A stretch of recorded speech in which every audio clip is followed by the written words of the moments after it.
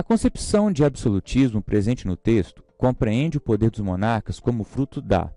Então, a partir do comando, nós vamos ter que identificar no texto qual a concepção de absolutismo que nele está presente e, a partir dessa concepção, compreender o fruto do poder do monarca sobre a ótica do texto.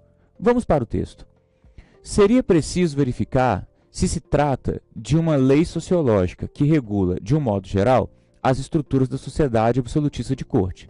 Se o for, estaremos no direito de afirmar o seguinte: as vantagens do príncipe aumentam num campo social organizado, em ordens, mesmo que o poder social efetivo que as funções sociais conferem, na sequência do predomínio crescente da economia monetária aos grupos burgueses e aos grupos aristocráticos, impeça que qualquer deles ganhe a luta pela preponderância absoluta.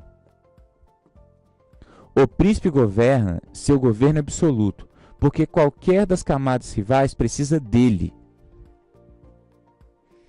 porque se pode servir de qualquer delas contra a outra. Então, a partir da leitura do texto, fica muito claro que, numa sociedade em que a burguesia está ganhando poder econômico e a aristocracia, os nobres, estão ganhando poder político, dentro desse espaço de poder, nenhum deles consegue se tornar preponderante. E por que eles não conseguem se tornar preponderante? Por que o rei consegue se manter absoluto? Porque as duas classes, ou melhor dizendo, os dois grupos precisam do rei. E o rei ele é capaz de julgar com esses dois grupos, colocando um contra o outro. Então, para que a burguesia não seja atropelada para a aristocracia, ela precisa do rei. E, em compensação, o rei vai julgar um grupo contra o outro para se manter no poder e se manter no poder de maneira absoluta. A partir dessa análise, vamos para as alternativas. Alternativa A: crença na legitimação divina da autoridade temporal da monarquia. O texto não foca em legitimação divina, ele vai focar nesse jogo político. Por isso, a alternativa A ela está errada.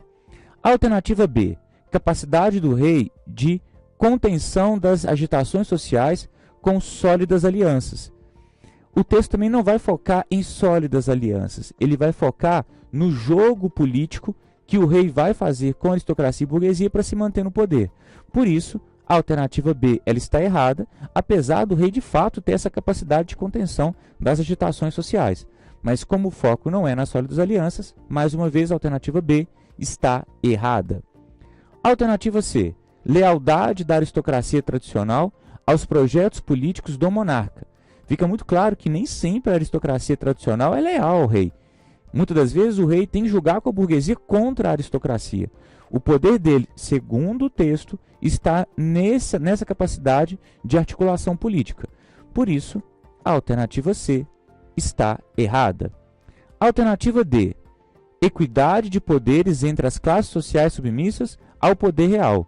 Em momento nenhum, o texto deixou claro que há uma equidade, que os poderes eles são iguais para a burguesia e para a aristocracia. Em diferentes momentos, a burguesia pode ter mais poder que a aristocracia mais do que a burguesia. E aí entra o rei fazendo o jogo de um contra o outro, para se manter como absoluto. Então, como nós não podemos afirmar que há essa equidade, a alternativa D está errada. A alternativa E: habilidade política do rei no controle das forças aristocrata e burguesa. A alternativa E é a alternativa correta. De fato, o texto está focado nessa habilidade política do rei, nesse jogo político com aristocracia e burguesia, e por isso ele se mantém absolutista. Então, mais uma vez, a alternativa E está correta.